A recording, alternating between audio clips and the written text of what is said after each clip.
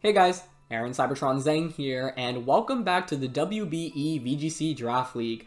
I'm the coach of the Melbourne Rotoms, and today we are here for the semifinals against Dan, aka aDrive, the coach of the Minnesota Vikavolts.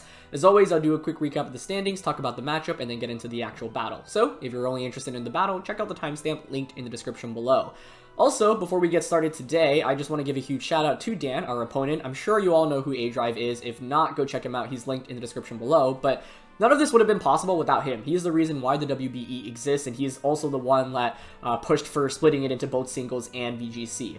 This is my first time playing in a VGC Draft League. You know, I've played in a couple of draft leagues, including the WBE Singles League. And yeah, Dan is the reason why all of this is possible. So huge thank you to him for creating the league, for inviting me to the league, and for making this possible. I've had a blast in it thus far. And Dan's also just been one of the most outstanding guys that I've known for the last couple of years. One of the hardest working YouTubers and Pokemon YouTubers that I know. And he's just been nothing but a great friend to me. So huge thank you to Dan. And none of this would have been possible without him. So yeah.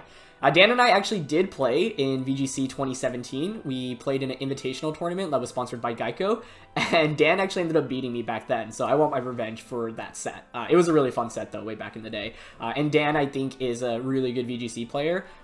You know, he does all kinds of content on Pokemon, obviously, on YouTube, but I think, like, you know, the world were normal, he definitely would have ended up qualifying for the World Championships this year. I think he had a really tremendous trajectory in VGC. He had some really solid performances, including, I think, like, top cutting, you know, one of the regionals earlier in the year. So I've really enjoyed, you know, following his path in VGC, and I'm looking forward to, you know, playing against him in more VGC matches, both Draft League and non, in the future. So, yeah. I know some of you may be confused because last week no battle went up. That's because all the content creators decided to vote to push back the battles so that we could do some content around the brand new DLC. Obviously, that's the hottest thing out right now. And actually, this video is going up in the morning. I think Road to Ranked will be returning later today. So if you're interested in watching Series 7 VGC ranked battles, that'll be back on the channel today as well. So very exciting. But yeah, we didn't battle last week, and I'll do a quick recap of the quarterfinals if you don't know what the bracket is looking like. So I ended up beating the Toronto Maple Muse, the Big League Energy beat the Athol Luchas, the Minnesota Vikavolts beat the Gardevoir Guardians, and the DC Dracovish beat the LA Spice.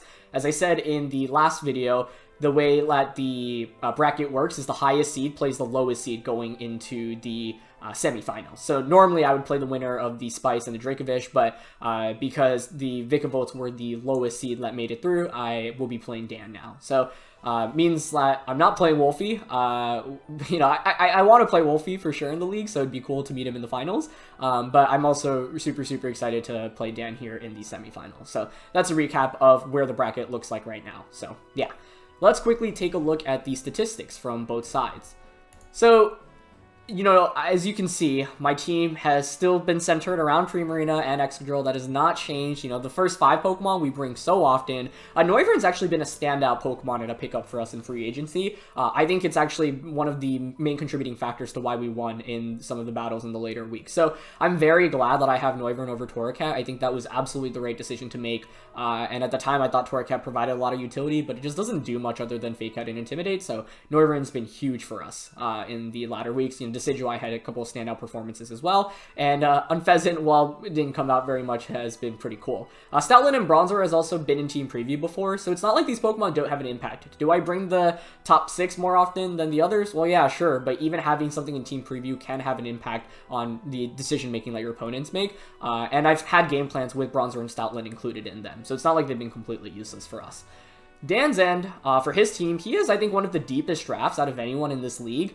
It's probably kind of like a meme at this point where I say someone has a really strong draft. That's just because I genuinely think it's really important to acknowledge good drafts and just show respect to any good combination of Pokemon. And maybe just because there's so many Pokemon in everyone's team, I feel like there's always some really scary combination that they did a good job drafting with. So Dan's team is really good because of it's deep, right? So as you can see, he's brought every Pokemon at least twice. Outside of the Hitmonchan, everything's come out at least 4 times, and it feels like everything is pretty viable. I mean, Turtonator, for example, I believe that was a tier 4 pick, and that's actually been the leader in terms of KOs on Dan's team. So you can't underestimate anything, and there are a lot of different viable strategies here. He also has an insanely strong core of Togekiss, Rhyperior, Bronzong. That's very similar to what was good early on in VGC 2020. Obviously, Rhyperior Dusclops and Rhyperior and Trick Room teams in general has been super dominant throughout VGC 2020, and I expect that Trick Room plus Rhyperior will come out in the matchup against us here as well. So that's something that I definitely need to pay attention to. Dan also has Hail with the Sandslash and the Ninetales, and, we actually used that a little bit in VGC, I think Series 6 and one of the other series as well, and Sandslash can put on a lot of offensive pressure, and it's, decently bulky as well, and it gets access to Max Quake and Max Steel Spike. So every Pokemon here I think is pretty viable, and so for that reason, can't really discount anything, and there's some really strong combinations there. Primarina and Excadrill have really been carrying our team in terms of Dynamax Pokemon, just picking up KOs, and I really don't expect that to change too much in this matchup either. I think they're just, part of the reason why I prioritize them is because I think they're just fundamentally such solid Pokemon, especially in Draft League, and they're difficult to knock out as well. So, yeah. That's it for the statistics. Let's quickly take a look at the matchup. So let's start with Dan's side here. As I mentioned, I think Bronzong, Togekiss, Rhyperior is a really good core from his end, and it's also really good against us specifically this week. Reason being is, some of you may remember when I played against Moxie Boosted in week 2, I was really worried about his Mudsdale. I feel like a very strong ground-type Pokemon is just super scary to go up against, especially because Rhyperior gets coverage as well, right? It's not like it's only using a ground-type attack. It can have a Steel-type attack, or a Fire-type attack, or an Electric-type attack. So Rhyperior kind of can sweep through my entire team, especially under Trick Room, because I'm not that bulky. I've got the, Gigalith, and I Primarina somewhat bulky, but Toxtricity and Excadrill and Whimsicott really will just get easily knocked out by a Rhyperior. Definitely two-shot, even if Dynamaxed, right? And so I feel like Rhyperior should be his biggest priority going into this set. But Blastoise is a really scary Pokemon as well. We actually went up against Sierra Dawn, and she had regular Blastoise on her roster, and I think Blastoise has proven to be very flexible in this draft league. Both aDrive and Sierra have used, a lot of differing Blastoise sets. Scarf Blastoise, for example, was the thing that Sierra had against us. And so it's a Pokemon that you need to show respect to, especially because the White Herb Shell Smash stuff is really scary. If you just get it off, but Blastoise can completely sweep through teams. G-Max Cannonade is obviously just such an incredible attack, and with the same type attack bonus and the residual effect, it does so much. So yeah. Those four I think will definitely come out. I just don't see why he wouldn't bring those. I feel like they're fundamentally so solid. And then so for the next group of Pokemon that I think are likely to come out, I think if I had to bet on it, I would think Ninetales and Sandslash round out the team of 6. However, that does make him maybe a little bit more weak to Primarina, because then he doesn't really have super effective attacks into Primarina other than Max Lightning Rhyperior, which I'm kind of expecting. So then as a result, I think Serena maybe replaces one of those two. I think Drapion could also be interesting here from his end, because it does have super effective damage into both Primarina and Whimsicott, as well as, be a pretty speedy nuisance to deal with. So I think Ninetales and Sandslash obviously synergize with each other. It's tough to bring one instead of both. And so for that reason, I could see maybe them not coming out. If I had to bet on it, I would say Ninetales and Serena would round out the 6 if it's not Ninetales and Sandslash. So yeah, but I think Drapion's something that I think may come out as well. Even under the unlikely bucket, for a lot of our other opponents, I was confident that the Pokemon under the unlikely bucket weren't going to come out. Against Dan, I'm definitely a little bit less confident in the fact that, I think Hitmonchan is actually pretty interesting against Sand, and obviously has priority, which is interesting. Priority Mach Punch, for example. Turtonator, like I mentioned, has been one of Dan's main Pokemon that he sweeps with under Trick Room, although I think a lot weaker against us when we've got an Excadrill, Gigalith, and a Primarina. And then Rotom Frost, I just don't see what that really does here, especially when you're going up against Sand stuff. I guess you could maybe bring it to Thunderbolt Primarina or Max Lightning into it, but I don't really perceive that as a threat whatsoever. So, yeah. I'm definitely expecting the top 4, and then a combination of, Ninetales Sandslash, Ninetales Serena is my best guess.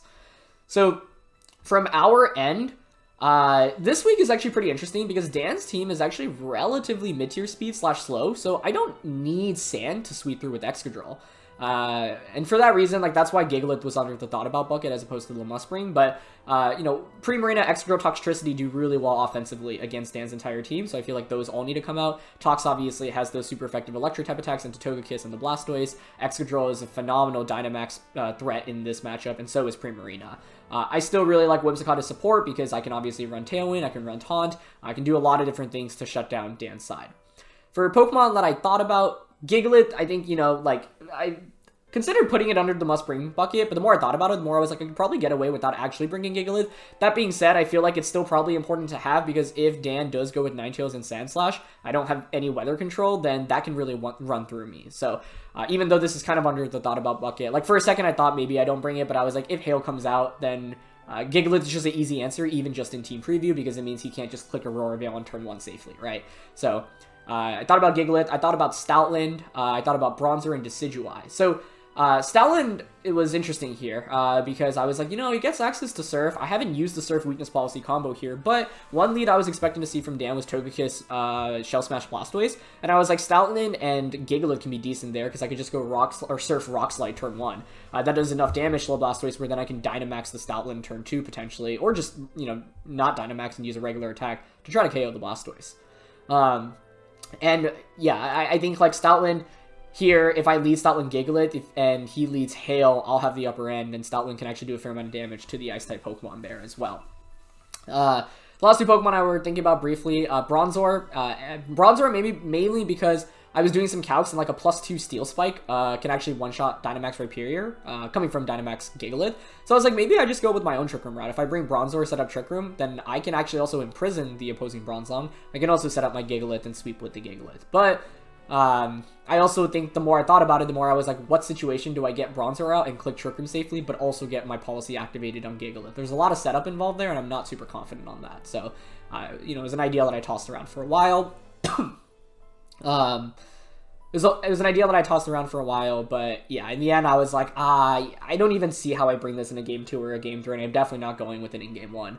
The top 4 Pokemon are kind of what I pivoted or thought about as like my best 4. Just the most consistent 4 going into a first game. And then I thought about Decidueye. Obviously, it gets like Poltergeist, Max Phantasm into the Bronzong, Grass type attacks into the Blastoise and the Rhyperior as well. But I feel like the Togekiss makes its life so difficult, and everything under the likely bucket hits it for super effective damage. So I was like, do I really want to bring those? And then under the final class, I mean, on Pheasant and Noivern into so many Ice-type Pokemon, a Togekiss and a Rhyperior and Blastoise, I feel like it's very clear that those shouldn't be coming out. I don't really see what Seaking does here.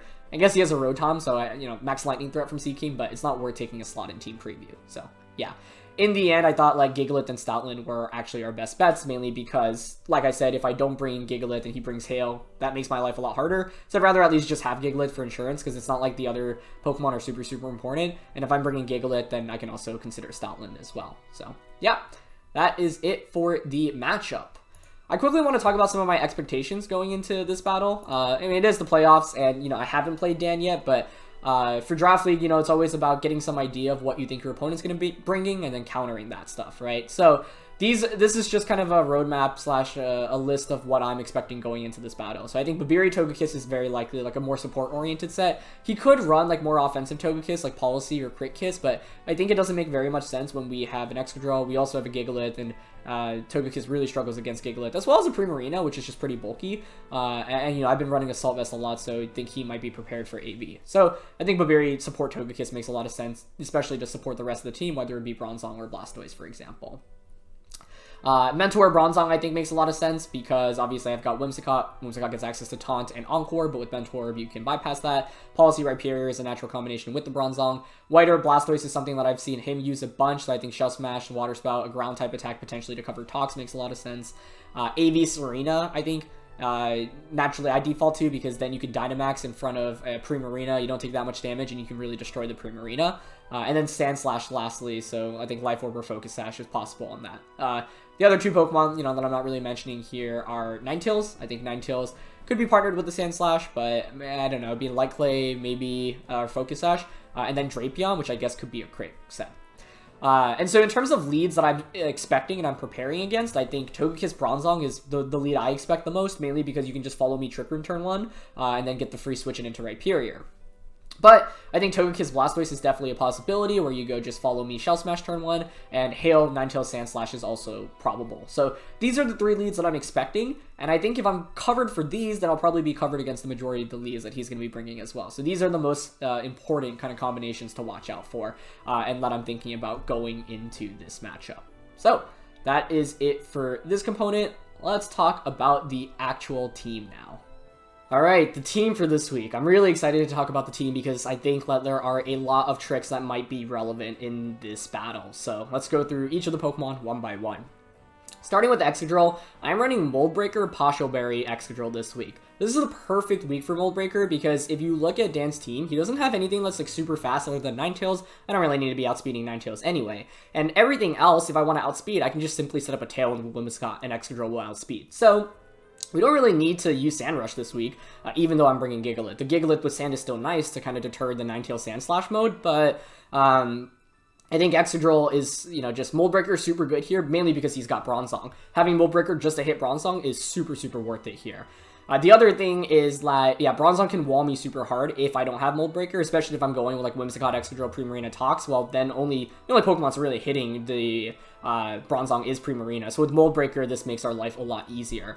I'm opting for Pasho Berry here as well because while I'm expecting Togekiss Bronzong as a lead, Togekiss and Blastoise is a potential lead as well. And with the Pasho Berry, this kind of covers for potential Shell Smash stuff because then what I can do is max the Excadrill Tailwind and I'll still be faster than the Blastoise. So that's what the EV benchmark here is to hit. We have enough speed to outspeed Blastoise, max speed Blastoise, rest in attack, and then just a little bit dumped into defense. And we're putting it into defense here because, there's no need for much special defense investment this week. So, yeah, standard set for the most part. EQ, Iron Head, Rocks, I Protect. I'm running EQ here because, like I said, I think Togekiss Bronzong is very likely. So, with Excadrill, I can just go for Earthquake, ignore the Follow Me, and do a ton of damage very, very safely as well. So, yeah, this is the perfect week to feature Mold Breaker Excadrill. This isn't really gimmicky either, right? Like, Mold Breaker Excadrill was actually very good for a good portion in VGC 2020. So, it really just comes down to the matchups and what's meta, and in this case, like we're up against a Bronzong, it's not going to be heat-proof, it's definitely going to be Levitate. So let's have another answer against that in Mold Breaker Excadrill.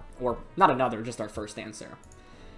The next Pokemon here is Whimsicott. So, I spent a while debating about the Whimsicott set this week, but I was like, Focus Sash doesn't really make much sense, right? Because I think Hail is likely to come out. I've got my own Sand. I've used Sash Whimsicott a lot while having Sand, but I feel like for this matchup specifically, I don't really need to Focus Sash on Whimsicott because he's either going to play passively enough where he gets a setup and then the Sash doesn't really save me anyway because then like a Hailstorm or a Cannonade might come out and then you get that residual effect anyway. So I was like, I also don't really need the speed on Whimsicott this week, so why don't I just go bulkier? If I'm going bulkier and I don't run Sash, what item do I want to run? And I was like, Eject Button seems pretty effective. I know that Duncan used Switcheroo Eject Button from Lopunny to beat Dan in the regular season. Now, the thing about Switcheroo here that's not as good is that he's got Serena, right, with Queenly Majesty, which blocks my ability to switch around items or to use any prio attacks against him. So I have to keep that in mind. That being said, I think it's still worth it to have. And the main reason is because I actually initially wanted to run Eject Button without even having the Switcheroo. And that's because my game plan against the Togekiss Bronzong Rhyperior combination was lead Excadrill Whimsicott, helping hand Earthquake turn 1 into Bronzong. We don't knock out Bronzong, he sets up Trick Room, and then I go into my Primarina. And the Primarina is really hyped this week because we're using Iron Ball Primarina to outspeed Rhyperior. There's no way he runs like Iron Ball Rhyperior, and even if he does, like I have a lot of bulk in Primarina this week. So the idea behind the Primarina is well, if you set up Trick Room, that's fine. If you set up Trick Room, my Iron Ball Primarina will demolish everything under Trick Room because Rhyperior is the only really big threat. I guess as well as Turtonator, but I don't think Turtonator is really that scary, nor do I think he'll come out here. So the Eject Button allows me to get a Helping Hand off. It lets me get extra damage onto the opposing side, and it gives me the free switch into Primarina should he lead Togekiss and Bronzong. So initially I didn't even have Switcheroo, and I was actually going to run Trick Room, but I was like, in what situation am I ever clicking Trick Room with Whimsicott? I just don't see it happening. I guess I could use it to reverse his Trick Room on turn 1, but I don't really feel super good about that. So yeah, opted for Switcheroo here in the end. Like I said, the one thing I have to watch out for is Serena switch-ins for Queenly Majesty, and then to round things out, Tailwind, Helping Hand, and Moonblast. So this speed investment is just allows me to outspeed Excadrill by 1 speed point, max special attack, and the rest dumped into HP. And I think that HP investment might actually end up being pretty handy in a matchup like this, where Moonblast is pretty valuable against a fair amount of Dan's Pokemon. Next Pokemon is Primarina. I know I pointed to Gigalith first, but the main mode I'm prioritizing in the first game is Whimsicott, Excadrill, Primarina, Toxtricity, barring anything crazy in Team Preview. So I gave you guys a sneak peek on the Primarina. We're using Iron Ball this week because this outspeeds Min Speed Rhyperior under Trick Room, which is super, super awesome. So with Min Speed Primarina, I am able to just Dynamax, Max Geyser, and one-shot Rhyperior, which is huge, right? The one thing I'll call out here, obviously we want minimum speed, so Quiet, 0 speed, IV. The defense here, as you see, I have a lot of investment in both HP and defense. I calc this specifically so that 2 Max Quakes from Rhyperior into a Dynamax Primarina plus 2 turns of Hail is not enough to knock out the Primarina. And the reason for that specifically is because I flowcharted a matchup where it's like 4 turns out, right? So the scenario in my head was if I lead Whimsicott and Excadrill into Bronzong and Togekiss. Turn 1, I go Helping Hand, EQ, as he goes Follow Me, Trick Room most likely. I get the switch into Primarina. Now, with Primarina out, I've got Primarina against Togekiss and Zong. And so what I can do the subsequent turn is switch out the Excadrill into the Whimsicott Hyper Voice, and then Primarina can Dynamax and click Hailstorm a bunch. The main thing is that I want to make sure that I survive 2 Max Quakes, and if I'm clicking Hailstorm to knock out the Togekiss, I also want to make sure that I can survive the 2 turns of Hail, because Rhyperior might Max Guard in front of me if he gets Rhyperior out next to the Togekiss, right? So that's the main consideration here. It's better to be safe than sorry, and the only downside here is that without max special attack, I think depending on his Rhyperior spread, he might be able to survive a Max Geyser at +1 Spadef, but not really counting on it. We'll see how much special defense investment he ends up running. Either way, this just gives me more insurance, and I feel safer here because it also means that a +2 Rhyperior will not one-shot Dynamax Primarina, and a regular Rhyperior Max Quick will not one-shot Primarina non-Dynamax. I think that's also just super, super valuable. So, yeah. To round out the team for the main mode, I have Toxtricity. I'm running Focus Sash this week because the Sash already is taken up on the Whimsicott. I like Sash here because I think he's definitely going to have ground-type attacks on a lot of different Pokemon. Bronzong can Bulldoze, for example. Blastoise has a bunch of different ground-type attacks as we saw when we played against Sierra. And so Sash here just ensures that I get 2 attacks off. Toxtricity, type-wise, does really, really well into a lot of Dan's Pokemon. Single Overdrive can do a ton of damage as well. I'm opting for Volt Switch as the third move, offensive move here, mainly because I can see myself maybe leading Whimsicott Toxtricity. I've used Scarf Toxtricity a lot throughout the course of the league, so maybe he gets baited into thinking we're Scarf, I Volt Switch out, get a free switch in, and then conserve Toxtricity for the late game. So nothing special about the spreads here. We have to outspeed the Serena, and I was like, if I'm running a Sash, then I think I could just invest max in special attack. So, yeah. To round out the team, we've got Stoutland and Gigalith. So, you guys already saw the Stoutland a little bit earlier. I think Explosion could maybe be Throat Chop as a Dark-type attack into Bronzong, so I'm still debating about that. But the idea here is to obviously proc my weakness policy with the Stoutland with the Surf here, right? So it's a common strategy that people have used when using this duo. I don't know if we'll necessarily pivot to it, but it's a possible game mode that we can go with. That's my answer against both Togekiss, Blastoise, and the Ninetales Sandslash lead, because if he leads Ninetales Sandslash, I get Weather Control, I can Surf immediately, and I can Dynamax. I get +2 Max Quake or Max Rockfall against Ninetales or Sandslash. That's super good for us. And then I can reset the weather with Rockfalls as well, and then with Stoutland outspeeds, then I've got Life Orb Superpower into the Sandslash or Fire Fang, right?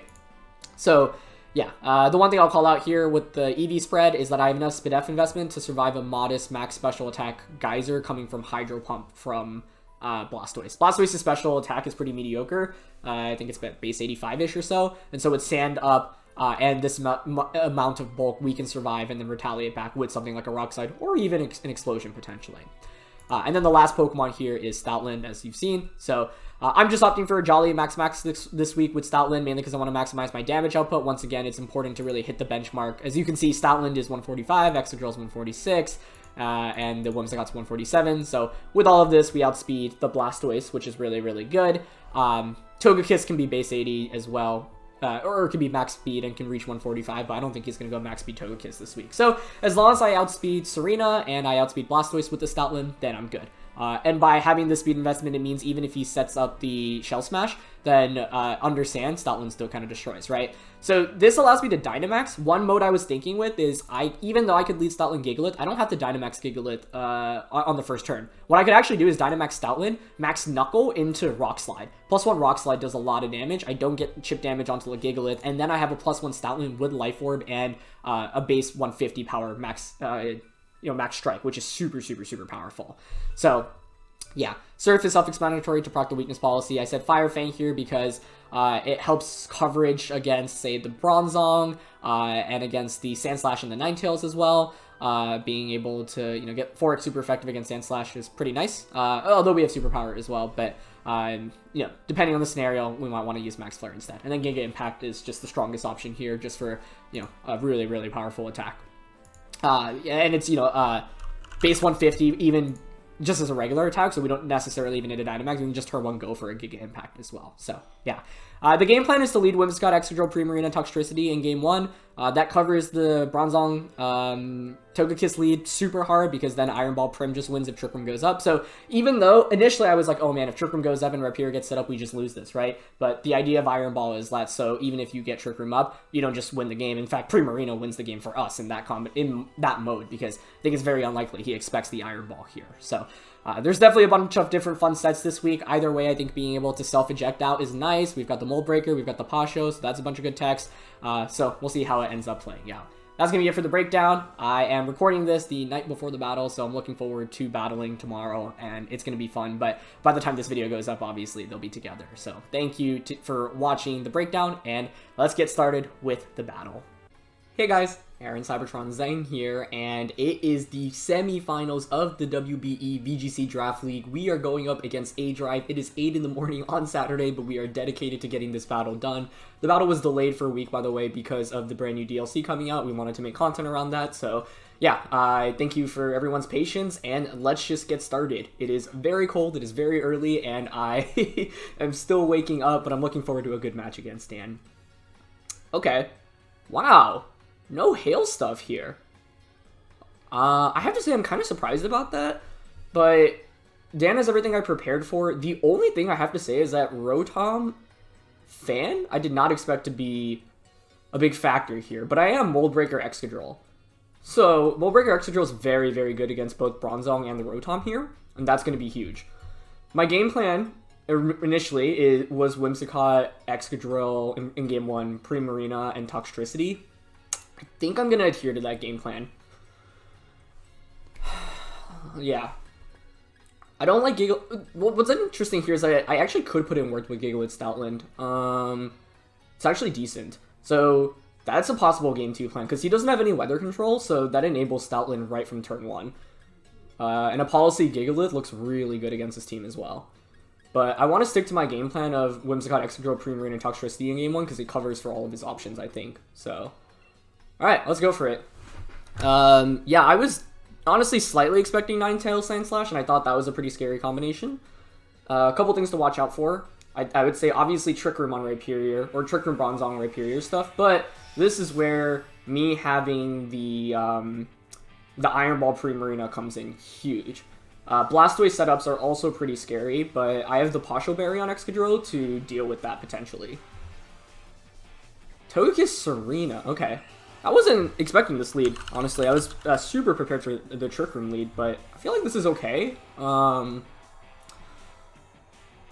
There's not much stopping me from going for Tailwind Max Steel Spike.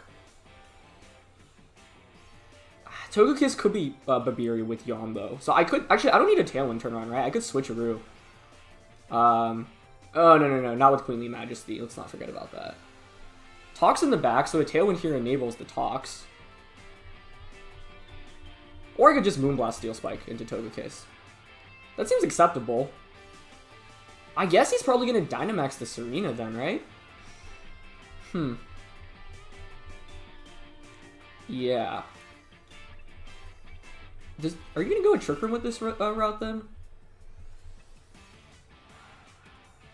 Okay, I'm going to Moonblast, Max, and Steel Spike into Togekiss.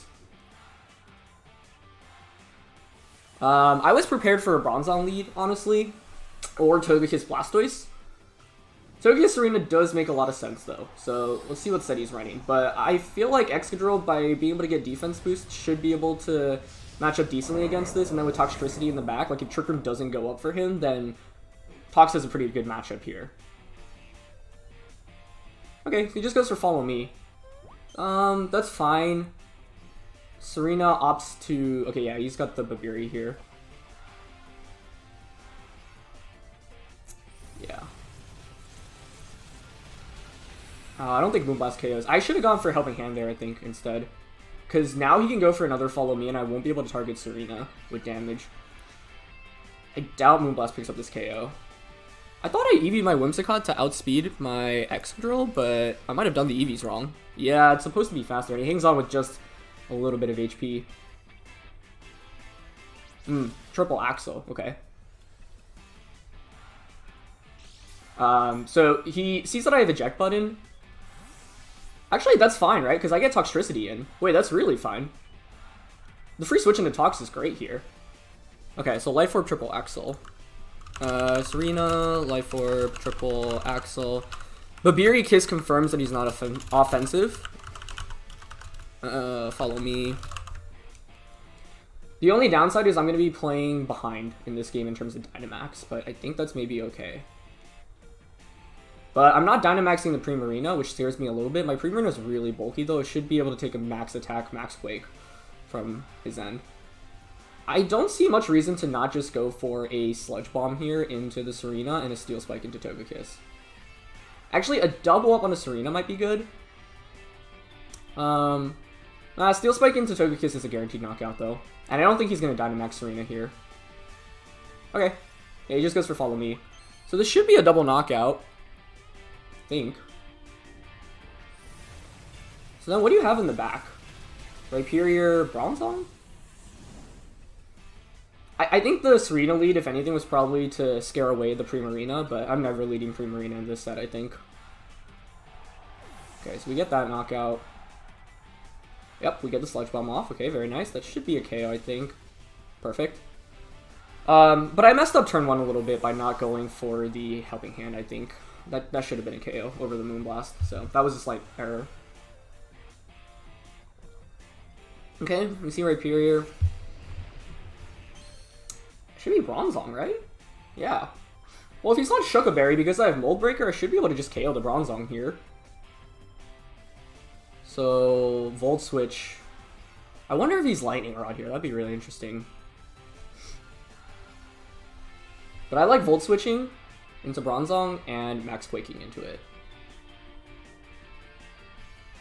Yeah, I think Rhyperior maxes. The thing is, even if Trick Room goes up, my Primarina, I have either Tailwind with Whimsicott to make sure Primarina outspeeds Rhyperior. Okay, so he maxes Rhyperior, which isn't surprising. I have Helping Hand as well. I have a bunch of defense boosts, so I feel like this is not bad. Maybe, if anything, I want him to get Trick Room up. The other question I really have in this matchup is what the Bronzong item is. I was expecting Mental Herb to prevent Taunt or Ally Switch. Sorry, Encore. Okay, so let's see. Okay, nice. Yeah, let's go Mold Breaker Excadrill. Nice. That should be a knockout onto Lazong. I should have gone for Overdrive then to cover for Lightning Rod. Ooh, that might have been a mistake. Okay, he's not, thankfully. That's huge, because now I get Whimsicott in, and it's a 4v1. Now, I don't have much damage here, which is the scary thing, right? Like, if he goes Rockfall into Whimsicott, Rhyperior could theoretically pull this back. But with the way I'm EV'd, okay, he goes for Max Quake, perfect. I would think it's Excadrill here. Yeah. Nice, okay. So now I can just Tailwind. I am Iron Ball with Primarina, but with Tailwind, we're basically back to... We should be outspeeding Rhyperior. The only question is, if he sees Tailwind, is he going to be like, why are you using Tailwind in this position? I could Switcheroo to take the item. He has a Spadef boost. Tailwind, and I think Tailwind and... The question is whether I'm willing to activate a weakness policy. He's going to knock everything out anyway, so I think the answer should be yes. Because I just need damage at this point. I'm just going to Tailwind Iron Head. Yeah. Okay, so that just ensures we outspeed. It's pretty good damage from Iron Head, actually. That did around 40%. Okay. And use Weakness Policy, but that's not surprising. Rhyperior, Weakness Policy. Max Quake. He goes for Rockfall. Okay, so he has a Spadef boost. Whimsicott goes down there. Actually, if I didn't proc Policy, you probably don't knock out the Whimsicott there, but I kind of want Whimsicott to faint, right? Because now I get the free switch in. I think we just go out into Primarina. Actually, I want to quickly calc how much Hyper Voice does to him right now. Because I don't want to miss Hydro Cannon. Let's see, Dynamax, Sand, +1 Spadef, Hyper Voice. Hyper Voice does 34 to 41.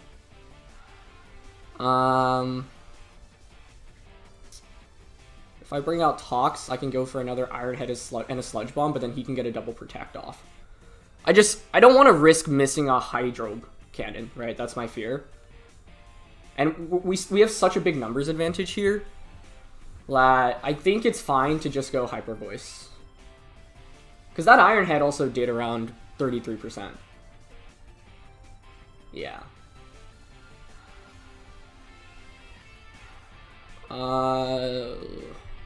And then I would think, well, the thing is that Toxtricity would do so little damage. I just really, really don't want to miss. And this is looking like it should be enough damage with one, and even if it's not enough, one more attack should finish it off. So I think that's what I'm going to go for here. Yeah, I'm just going to Hyper Voice and Iron Head. I don't want to risk it on a miss, because if I miss, I'd actually probably just lose outright. And I'll take the guaranteed damage here. Okay, so I don't think this KOs, but one more attack should. Yeah, I mean, that's in KO range from anything at this point. I also don't reveal Hydro Cannon that way. And he targets crit. Perfect. Okay, nice. Okay, so we should get game 1 here. I'm very happy about how it played out overall. And he doesn't know that I'm Iron Ball yet either. So if he tries to Trick Room in game 2, that's huge for us, because then my Primarina should just sweep him. So I get Tox back in, and it's just Sludge Bomb Iron Head now for a KO. The same lead works in game 2. The only question is whether I want to commit to Sand now. And by Sand, I mean Stoutland, I should say. But we can just Sludge Bomb and Iron Head now. Yeah. He might think I'm Iron Ball, though, because I went for the Tailwind, but I think I had to in this game. Just to ensure the victory. Okay, so that goes down. Perfect. And we get the win. Alright. No Hail stuff means, like, I feel like with his game mode, he's either going to be committed to... I mean, that means you're only... Well, actually, Serena's a Dynamax threat as well. So he had Triple Axle, presumably, obviously a Grass-type attack, Protect, and then, like, Knuckle would make sense on Serena. This is an interesting week, though, because I'm actually using Eject Button defensively as well. Like, normally you see Eject Button just for switcheroo stuff, but here it allows me to get a free switch in, which is really big. Yeah. I could switch it up and go Stoutland. I was actually gonna put a Dark-type attack on the Gigalith, but I ran out of time and I didn't have a TR for it, so I'm running Superpower instead. I don't know. Whimsicott Excadrill seems good here. The adjustment the other lead I'm thinking is Stoutland Gigalith, but Whimsicott Excadrill helps me against the lead I prepared for initially, which was Togekiss Bronzong. Because if he goes Togekiss Bronzong, I have like a 4-turn game plan created already. Like, Helping Hand EQ turn 1, Whimsicott gets switched out into Primarina, Hyper Voice turn 2, and then switch Excadrill back out into Whimsicott, Primarina, then Dynamaxes on turn 3. And I'm EV to survive Max Quake plus Hail 2 consecutive turns. And he's not AV on Serena, so I don't need Helping Hand for Hailstorm to KO. Actually, no, I need to do that calc. I don't remember. But I like sticking to these 4.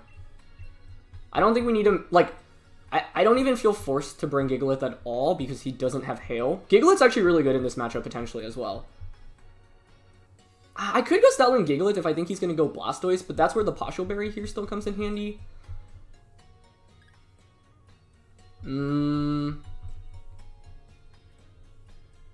I think this is still fine.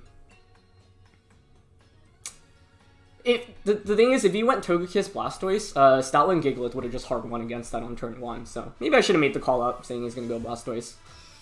Actually, given that he didn't bring it last game, that's probably the adjustment he makes, but the question is then, what Blastoise set are you? Are you Shell Smash or not? Yeah, I think I should have gone Stoutland Gigalith, but let's see. Oh, it's Blastoise Zong, actually. Okay, well, that's interesting. That's super interesting, because you can get Trick Room up. Oh, I wonder if he goes Fake Out, because I have Helping Hand, which I didn't reveal. So, I'm leaning towards just Helping Hand turn 1 into Excadrill, Dynamax, and Quake into Zong. I think I really like that here. Because if he's leading this screams that he wants to set up Trick Room, and it screams that he wants to Fake Out into Whimsicott. But maybe this is a big brain bait, and he just attacks with Blastoise. If he goes Fake Out turn 1 into Whimsicott, though, and I get the Quake to knock out Blastoise, or sorry, Bronzong, we're in really good shape, I think. Although, once again, I don't really get the Iron Ball stuff off. This is where... actually, yeah, if I let Stoutland Gigalith against this, it wouldn't have been that good, I think. Well, Gigalith would have been okay, but not having the Dark-type attack on Gigalith hurts me. Was that a Togekiss switch in? Oh, it's Serena. That's still really... that's really smart. Okay, I wonder if he's Shell Smashing then. That is nice. That's a really nice play. Okay, well, that makes this super interesting, because one of my win cons now is to switch the Whimsicott out, and then once I knock out Serena,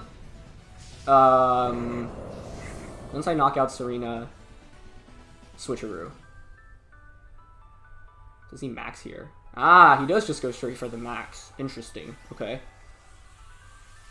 I like that adjustment a lot on his end. That's super smart. But I've got Toxtricity in the back, right? The only problem is that I didn't get a Tailwind off this first turn. But I'm not going to Tailwind in that position when I know Max Quick isn't a guaranteed one-hit KO onto the Zong. And I still get a Spadef boost, so I should survive with either Pokemon here. I would expect Cannonade into the Excadrill, but I've got the Posho Berry, so should help out a little bit here. Okay. Which also means, if he has Bronzong, I would think you still have Rhyperior, but you can't Dynamax that anymore. Yeah, he goes for Cannonade into Excadrill. Okay, good. So without the boost, right, you're doing significantly less damage. Actually, still did a lot. It's right around 50%. Wow, okay. I mean, another one's gonna KO anyway, right? I think... You would think his safest play here is to protect the Serena. I'd really like to get a Switcheroo off, but I think Tailwinding here might be fine too. Like Tailwind Max Guard. Because then I get a free switch it into Toxtricity.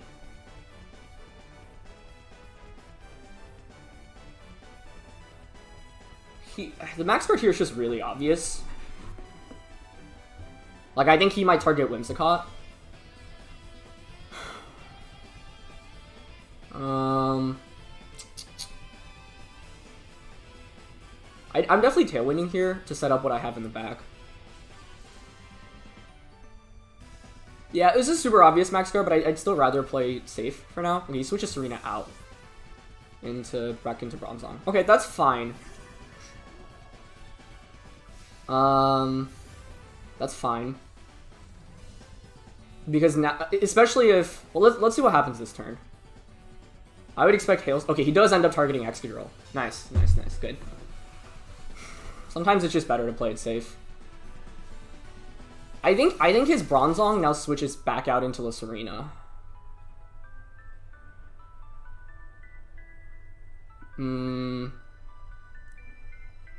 So I can go out into Primarina.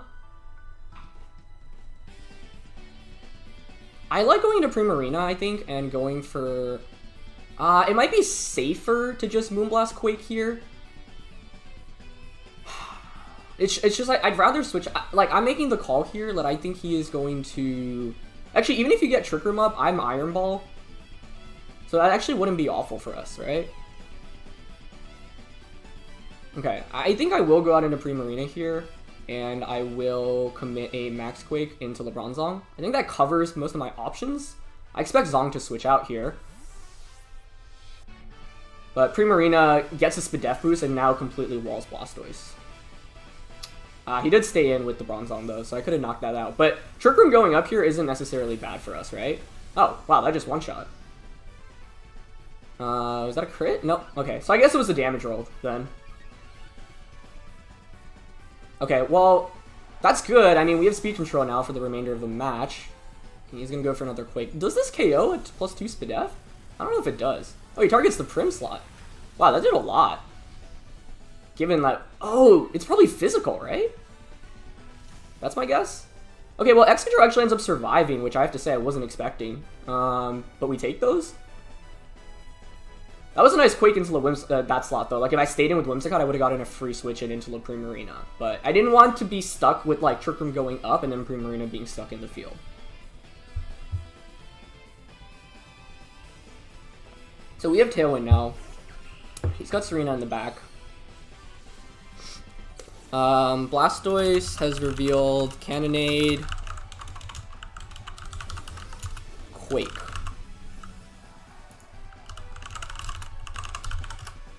Question is, does Iron Head KO the Serena here? I would think so.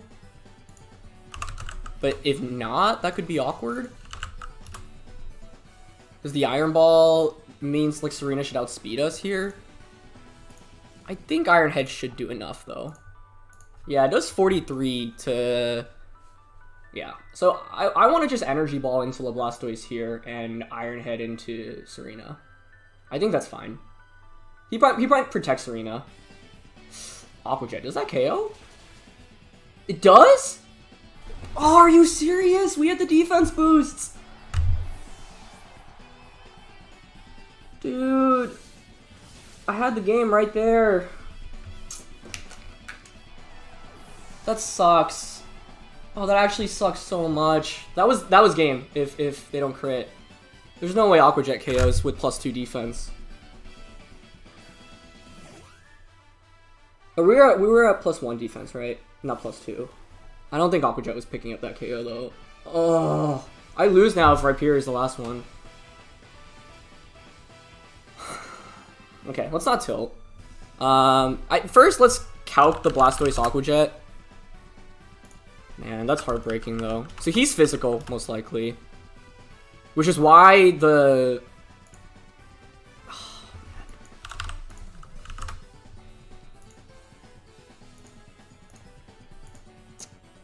actually, maybe if he's like max attack, I think maybe that crit didn't matter. It really depends on his spread here in the end. I'm just gonna overdrive here and Moonblast into Serena. Okay. I mean, it's probably a double KO, but Rhyperior should be his last one, right? I don't have good damage. Like, I don't have Energy Ball on this Whimsicott. Oh, I really wish I did now. But I think we should pick up a double KO. Oh, it might be AV Blastoise, actually. Okay, we get a crit in return. I don't remember how much HP my Excadrill had there. I didn't think about Aqua Jet. Dang. Maybe Rhyperior isn't his last one. There's no way it isn't when you have Bronzong on the team, right?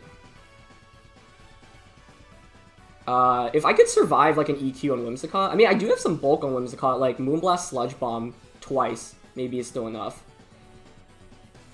Yeah, Rhyperior is the last one.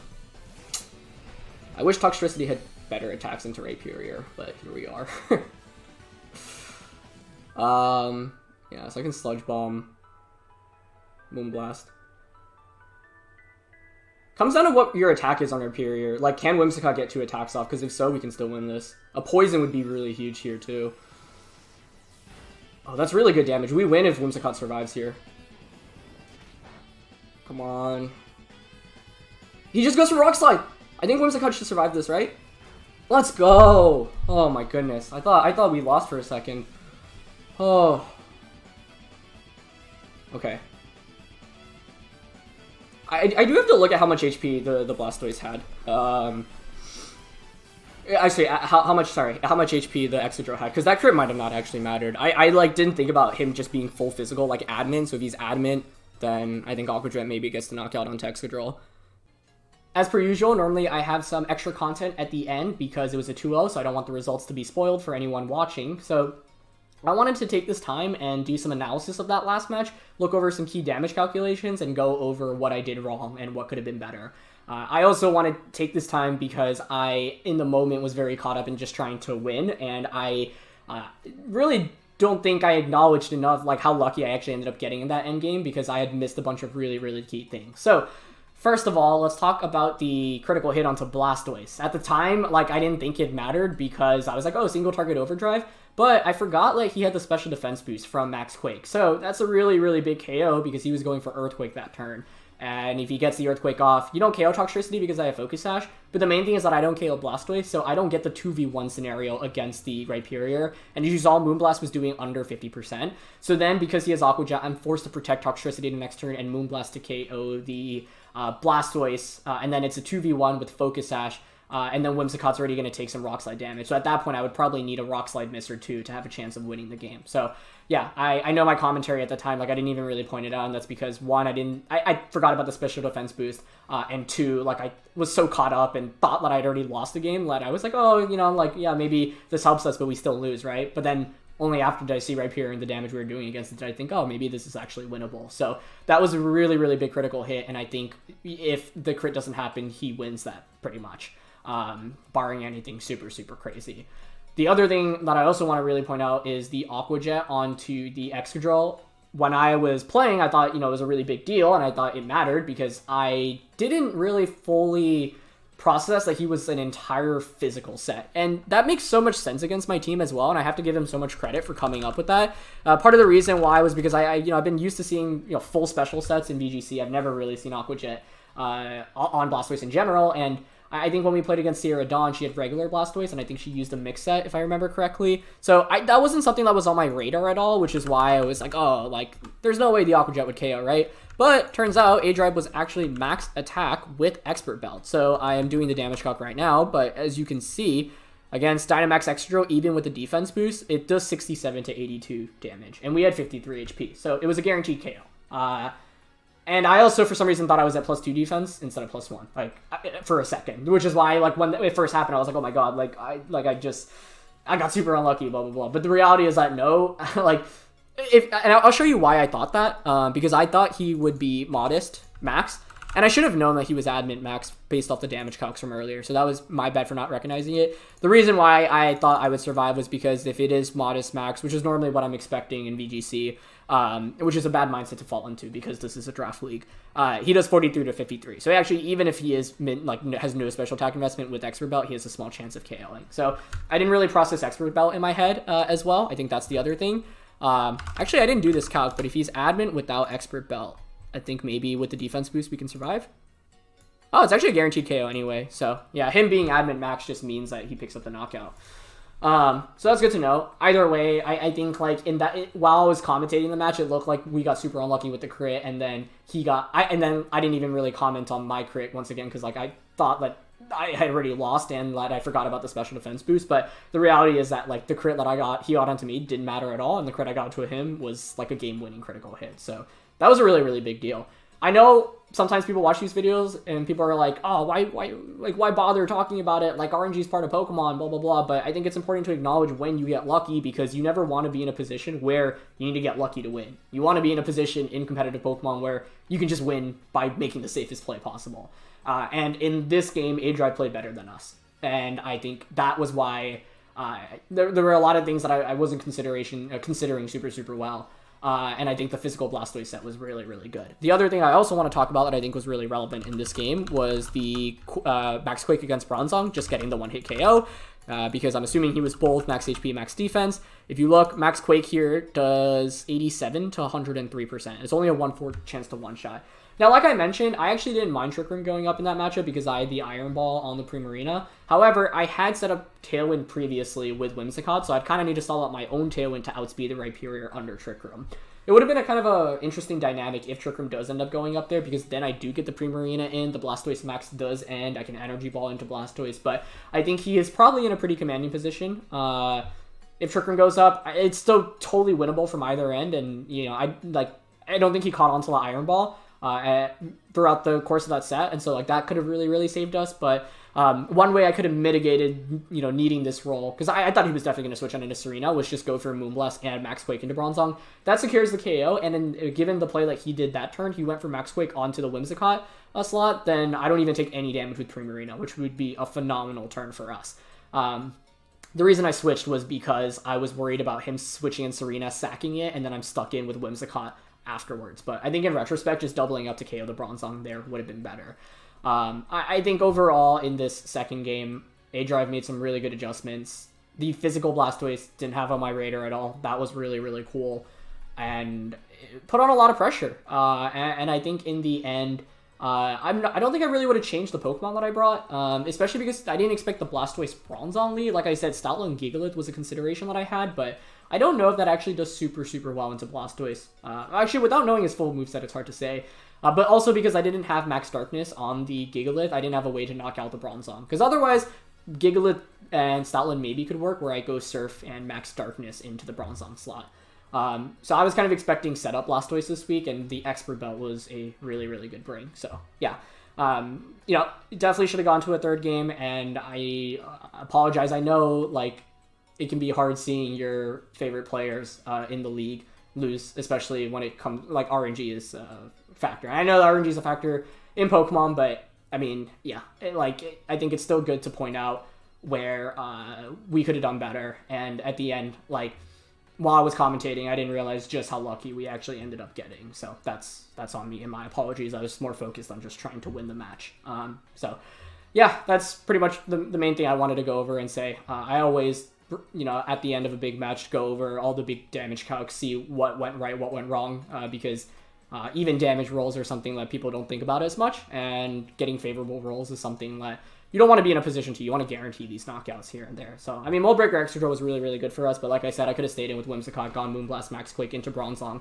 The turn it stayed in. Like I said, it was reading a switch there, but I think even if he switches, I probably KO the Whimsicott on the switch in. The Serena on the switch in, and then Quake gets directed back out into the Blastoise. And since he ended up quaking into the Whimsicott there, that would have been a super, super good turn for us. So, yeah. The other thing is that, as you saw, we got punished for having Iron Ball here, because even after getting the Tailwind up, I mean, Primarina is basically back at regular speed, and the Serena outsped us with that Grassy Glide. So, if I had Protect on the Serena, or on the Primarina, maybe it could have stuck around for a little bit longer, and then I would have been able to get a free switch into the Toxtricity. With Toxtricity out, then I could go Sludge Bomb into Serena, Energy Ball into Blastoise. So, I made the option to not run Protect this week, and it ended up working out okay, but maybe Protect would have been better. Specifically, I'm thinking about that scenario. That being said, you're never going to call everything right in Draft League, right? You can only hedge your bets and try to bring the best team and make the best plays possible, but it's easy to look over a match afterwards and be like, oh yeah, if I just had this one move, it would have won, but that's in the context of that single match. So, yeah.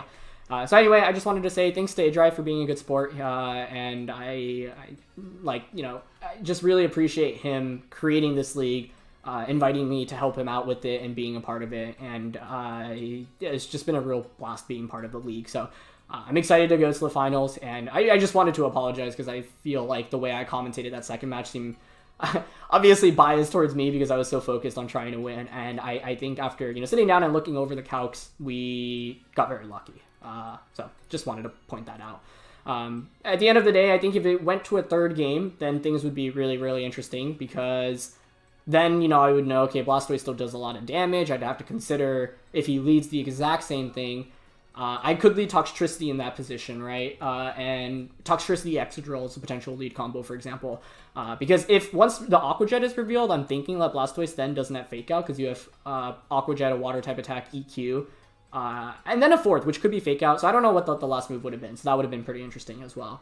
I don't know. I can't think of like a definitive game plan I would have had going into game 3 off the top of my head right now. But yeah.